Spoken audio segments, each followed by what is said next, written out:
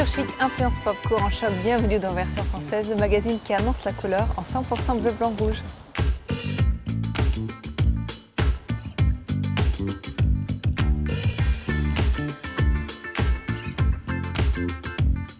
C'est à Saint-Denis que se dresse fièrement la basilique qui cache en son cœur les gisants de rois de France, coulisses historiques. La designer Yona Vautrin rend le monde du design ludique et accessible avec des courbes douces et lignes singulières. Accro de la caféine, voici un repérage énergisant tout en saveurs. Voyage dans le sillage parisien du café. Des cathédrales aux habitats plus classiques, les vitraux parent de 1000 couleurs les intérieurs depuis des centaines d'années. Déniché aux 4 coins de France, voici les immanquables de la semaine, ses points de vue.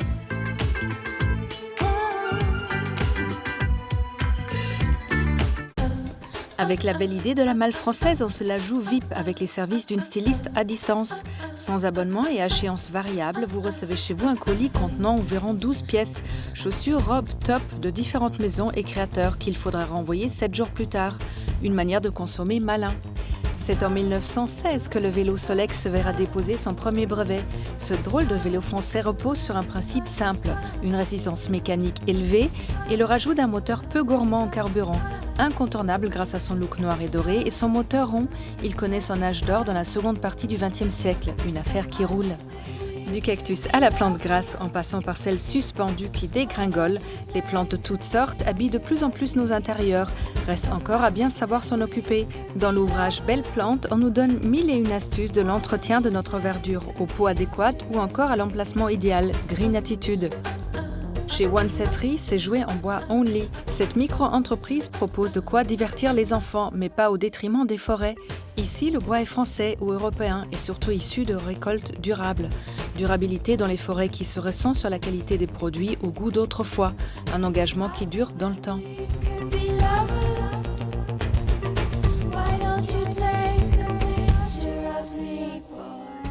Les rois de France sommeillent dans un haut lieu de l'histoire, la basilique Saint-Denis. De ce secret monarchique aux détails architecturaux, visite guidée en coulisses.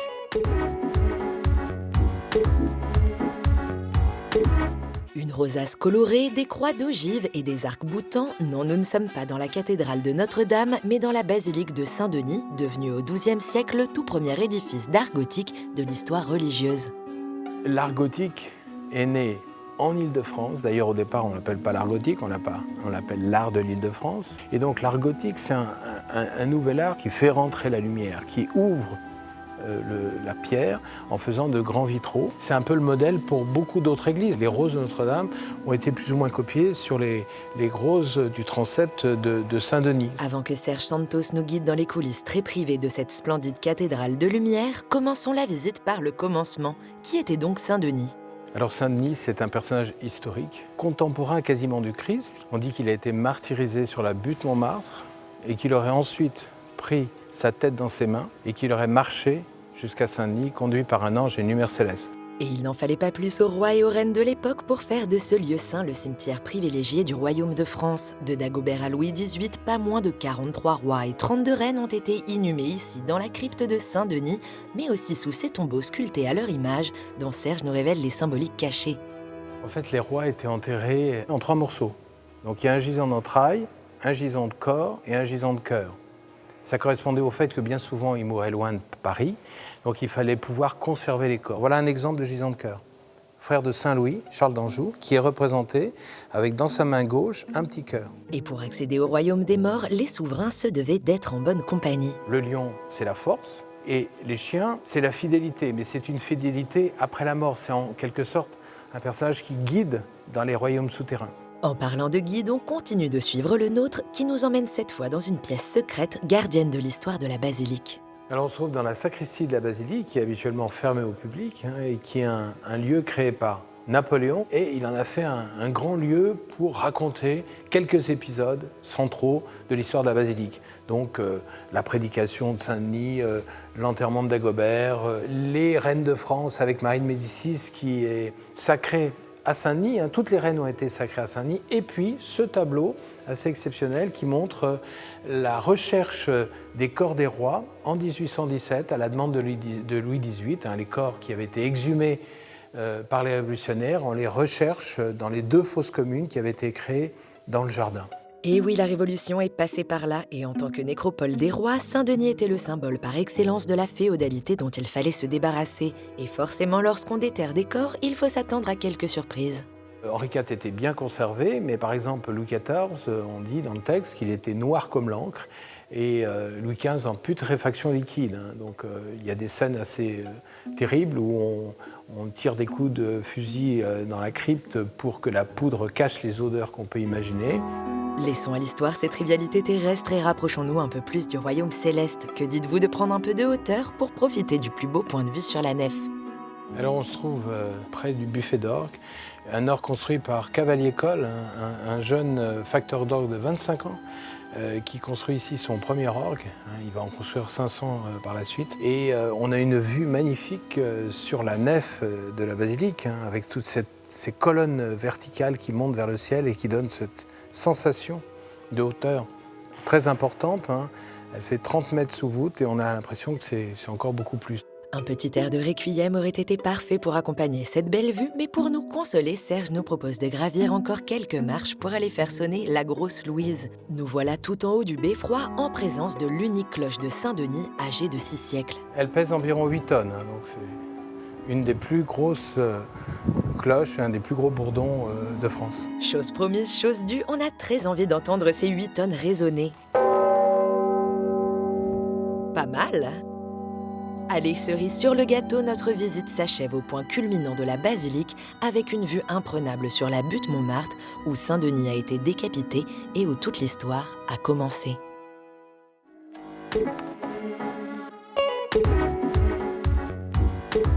C'est avec son design contemporain que Yona Vautrin fait rimer industrie et poésie. Elle nous a accueillis dans son quotidien.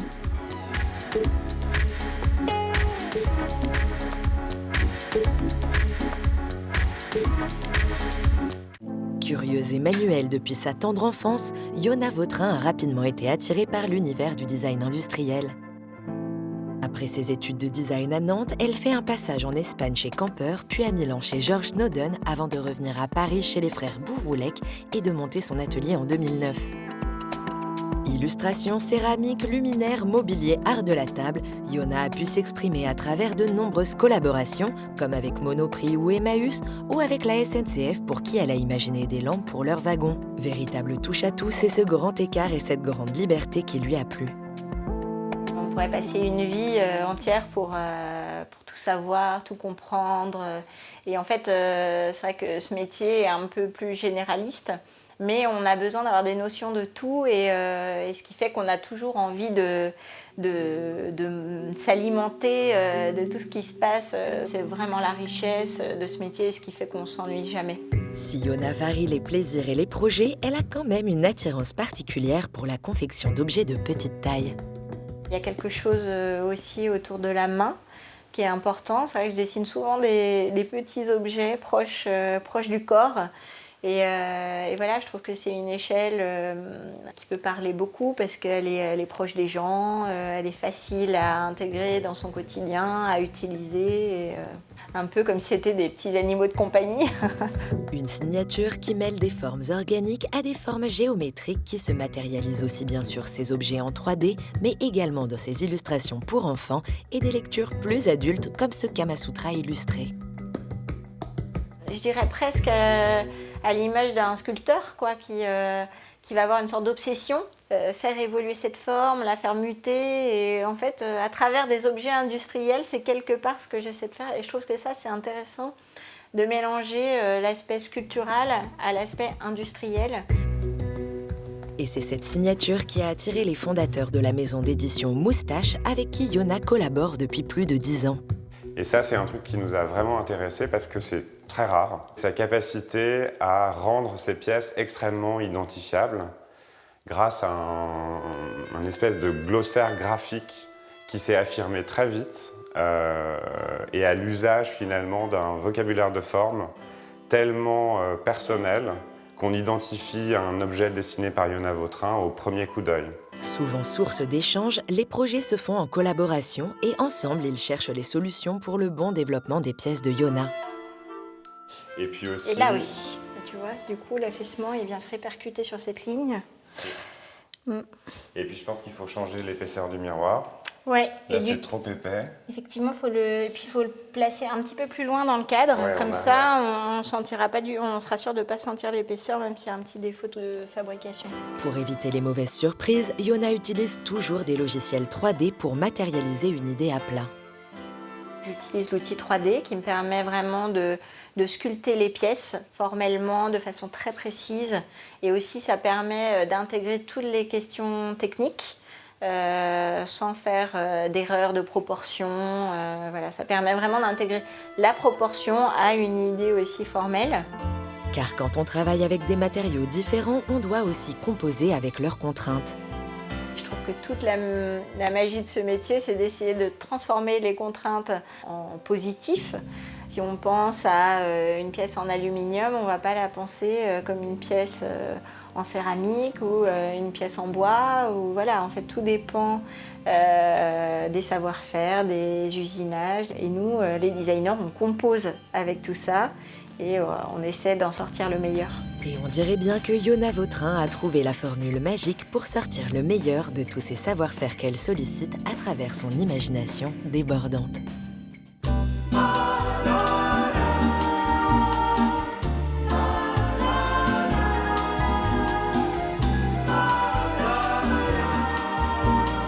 Bonjour Yona. Bonjour. Yona, à 6 ans, vous avez déjà fait de la céramique, vous avez touché les volumes. Et ensuite, c'était entre design et cuisine. Qu'est-ce qui a emporté la balance?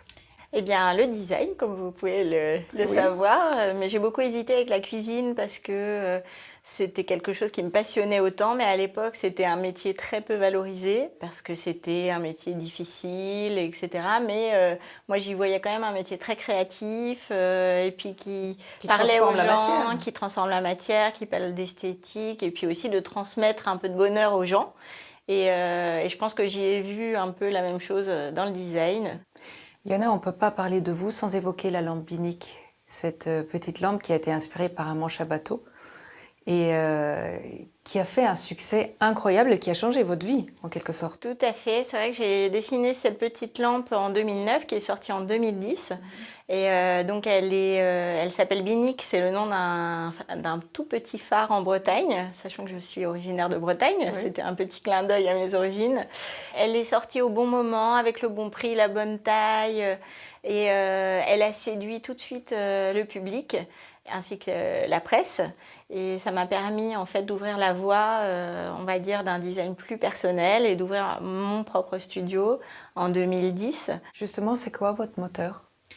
Mon moteur, je pense que c'est déjà faire plaisir aux gens, faire plaisir aux éditeurs, me faire plaisir aussi. C'est les techniques, les savoir-faire, la fabrication. Ça, c'est vraiment passionnant d'aller dans les usines, comprendre comment les choses sont fabriquées pour pouvoir ensuite dessiner des produits qui correspondent vraiment à ces savoir-faire. C'est aussi la philosophie d'une entreprise qui peut être très intéressante. Récemment, j'ai travaillé avec l'atelier Emmaüs autour d'un projet d'économie sociale et circulaire. Et c'était vraiment passionnant parce que ils ont instauré quelque chose qui a du sens, et encore plus aujourd'hui. Et ça, vraiment, c'est passionnant. Vous avez choisi de travailler dans le design industriel, peut-être pour toucher le plus grand nombre, peut-être que pour... c'est un vrai choix de ne pas faire du sur-mesure, des pièces uniques. Alors oui, c'est un vrai choix. Après, moi, c'est vrai que je viens d'une période, par exemple, j'ai passé mon diplôme en 2002, et à cette époque-là, c'est vrai que le design industriel, le design pour tous était vraiment très important, et moi, je pense que j'ai gardé un peu de ça, beaucoup de ça en moi. J'aime bien cette idée de parler au plus grand nombre plutôt que de parler à seulement une élite, même si ça ne m'empêche pas de temps en temps de faire des projets un petit peu plus élitistes. Je trouve que c'est plus fort en termes de communication pour véhiculer ce qu'est le design et à quoi il sert. Et voilà, il est là pour répondre aux besoins des gens et pas seulement aux besoins de quelques personnes qui sont un peu plus fortunées. La conscience écologique rentre aujourd'hui dans tous les secteurs, dans le design aussi. Comment gérer ça avec un design justement industriel ? Alors, c'est une vraie question et c'est une question très complexe à régler. Je pense que de plus en plus, les industries et les éditeurs prennent conscience de cela.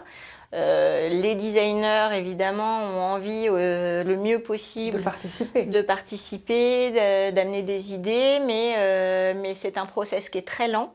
Étant donné le contexte actuel, je pense qu'il va s'accélérer et c'est plutôt bien pour tout le monde. Après, il y a la question aussi du local, de comment produire plus local pour essayer de redynamiser un tissu de fabricants, d'artisans, d'industriels, de faire en sorte aussi qu'ils travaillent ensemble. Donc ça, c'est un peu des challenges, je pense, pour les années à venir. Et par exemple, ça, c'est un challenge que les Italiens ont su relever, mais il y a déjà bien longtemps. Ça fait déjà partie de leur philosophie, de leur façon de mener les projets. Et je pense qu'on a beaucoup à apprendre d'eux, en tout cas ici en France. Et voilà, j'espère que le tournant va arriver. Merci Yona. Merci.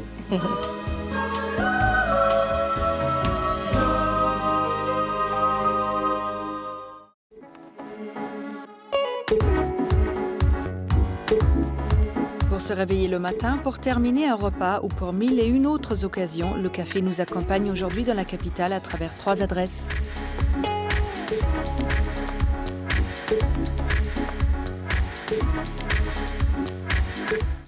Repérage, c'est votre rubrique dénicheuse de bons plans parisiens. Cette semaine encore, on a marché, couru, rampé, arpenté, cheminé et exploré la capitale sous un nuage de lait et une bonne dose de caféine. Pour commencer cette balade autour du café, rendez-vous dans la plus ancienne brûlerie de Paris, la Maison Verlet, l'un des premiers comptoirs d'épices parisiens à avoir développé fin du 19e l'art de la torréfaction. Auguste Verlet, qui était mousse sur les bateaux, a rapporté de ses voyages au long cours des sacs de café de Brésil, de Colombie, du Costa Rica. Et donc il s'est pris une passion pour le café et il a vraiment développé le café à Paris. Voilà un torréfacteur à l'ancienne. C'est le torréfacteur de la Maison Verlet en 1880. On mettait le feu en dessous et on tournait manuellement. Si les machines ont bien évolué depuis l'époque, les sacs de café, eux, font toujours le même long voyage depuis les tropiques jusque dans l'atelier d'Éric Duchossois, maître dans l'art de la torréfaction. Mais attention, pas n'importe laquelle. Ne lui parlez pas de café à l'italienne ou à l'américaine. Ici, on torréfie à la française, bien sûr. La torréfaction à la française, c'est le juste milieu. C'est-à-dire que le café ne soit pas trop foncé et passe à l'amertume, et pas trop clair où il passe à trop d'acidité. Donc il faut vraiment que le café soit juste cuit à cœur, sans trop ni trop peu. Eh bien Eric, montrez-nous comment on obtient cette juste cuisson. La juste cuisson, on va l'avoir grâce à la sonde qui est ici, c'est-à-dire que là on voit déjà mes grains qui commencent à prendre de la couleur. Ils étaient verts tout à l'heure, ils commencent à être ambrés, on va dire. Et on se repère aussi à la mélodie particulière des grains de café chauffés à cœur. Pierre Verlet avait l'habitude de dire que le café chantait. Ça doit nous donner une indication sur le moment où on va arrêter la torréfaction. Alors là, il a exactement la couleur robe de moine que je recherchais. Donc c'est ça la torréfaction à la française, c'est cette couleur-là. Chez les Italiens, ça va être plus noir et chez les Anglo-Saxons, ça va être plus clair. Une qui sait parfaitement si le café a été torréfié à la perfection, c'est Gloria Montenegro. Cette ancienne ambassadrice du Guatemala est à l'origine de la Caféothèque, un lieu de formation des meilleurs baristas et d'initiation à la caféologie, une discipline que Gloria a elle-même développée en France dans les années 2000. La caféologie, c'est l'art de la dégustation des cafés fins provenant des terroirs d'appellation, c'est-à-dire retrouver la traçabilité. Retrouver le message de la terre dans chaque café qu'on boit. Donc, le déguster comme le vin. Car comme un bon vin, savoir reconnaître et déguster un bon café, c'est en effet tout un art et ça s'apprend. On va qualifier comment est la douceur, si c'est une douceur de miel, des fruits, une douceur intense, agréable, et s'il y a une acidité, une vivacité du café. Oui, on peut déceler tout ça dans une simple tasse de café, car on l'ignore souvent, mais cet excitant naturel possède des propriétés aromatiques tout simplement exceptionnelles. 850 arômes possibles le café, 850 senteurs possibles. Donc c'est en fait le produit le plus aromatique du monde. Du temps d'infusion à la texture de la mousse, à la caféothèque, rien n'est laissé au hasard. Lorsque l'on boit un café d'excellence, c'est dans une tasse en porcelaine ronde et fine pour préserver au mieux la chaleur et pas tout à fait en fin de repas. Le café va très bien avec les fromages, très bien avec les fruits. Il ne faut pas l'isoler, il ne faut pas laisser le café en dernier et le boire sans rien à côté. Que dites-vous pour terminer d'une balade digestive du côté du pont Alexandre III où, si l'envie vous prend, on peut déguster un dernier petit café sur notre chemin. Oui, à Paris, le café ne se boit pas forcément en terrasse. C'est en voyant les files d'attente devant les musées et les monuments parisiens que Trip by Café a eu l'idée de remettre au goût du jour le principe du café ambulant. Et ici, on vous parle de ristretto à l'italienne, préparé sur des vélos tout équipés et servi aux passants en quelques coups de pédale. Et voilà, que vous l'aimiez long ou serré, vous savez désormais où aller pour déguster le meilleur des cafés.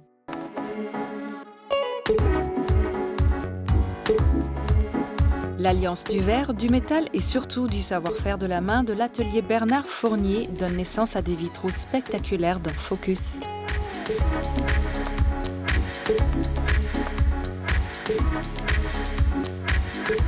Pour tamiser une lumière trop forte, pour laisser entrer la lumière, pour instruire ou pour décorer, le vitrail a réussi à traverser les siècles.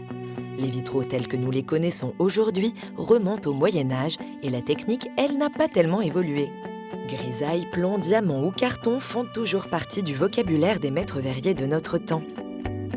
Une tradition perpétuée par les ateliers bordelais du 19e siècle et dont le seul héritier est depuis 1991 l'atelier de Bernard Fournier. Maître verrier, Bernard et son équipe animent des créations de toutes pièces, mais également restaurent des vitraux vieux de quelques siècles. Et surtout, ne vous méprenez pas, ici on travaille le verre, mais également un médium un peu moins palpable et pourtant si important. Notre support premier, c'est la lumière. Après, on va pouvoir jouer avec en fonction des verres. On va pouvoir tamiser un petit peu plus et on joue avec tout ça. Pas étonnant qu'au Moyen-Âge, on les appelait les passeurs de lumière. Lorsqu'il s'agit d'une création, Bernard fait une petite maquette au 10e, puis une fois le modèle validé, on peut passer à l'échelle 1 sur ce que l'on appelle un carton. Et là, il n'y a pas de place pour l'à peu près. Dans ce carton, on a à la fois les traits de contour qui sont plus foncés, ça va être le plomb. Et ensuite, tout ce qu'on va dessiner au crayon, c'est le modelé. C'est comme la peinture qu'on va mettre sur le verre. Donc on a besoin de faire cette étape-là pour que le peintre ensuite, lui, puisse faire son travail de peinture sur verre. Bernard peut maintenant tracer son modèle sur un papier craft épais pour y découper ses gabarits et enfin ses morceaux de verre avec un diamant. Une fois toutes les pièces taillées, on peut passer à l'étape suivante, la mise en plomb. On va insérer les verres dans ce plomb-là. Alors pour l'assemblage, si vous voulez, on utilise des pointes.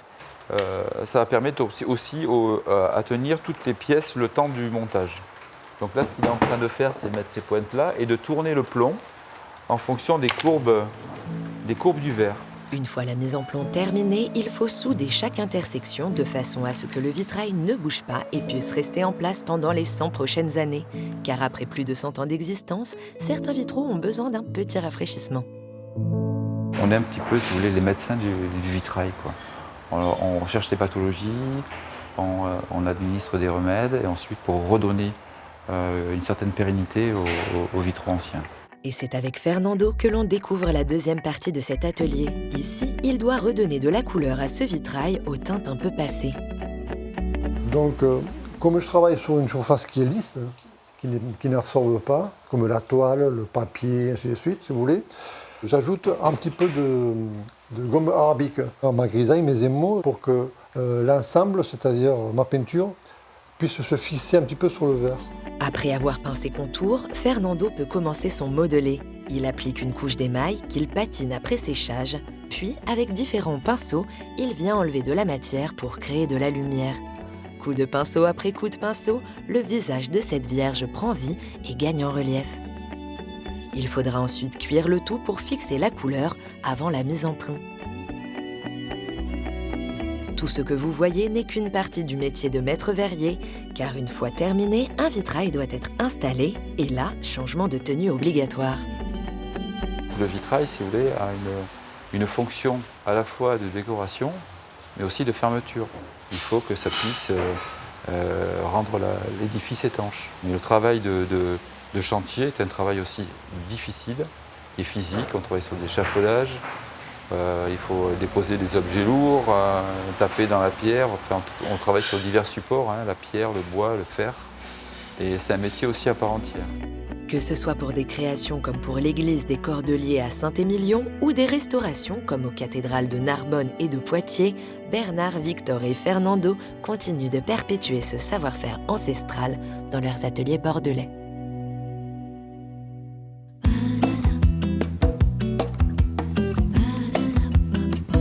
Version française est déjà terminée, mais on se retrouve très vite pour toujours plus de découvertes. Bye!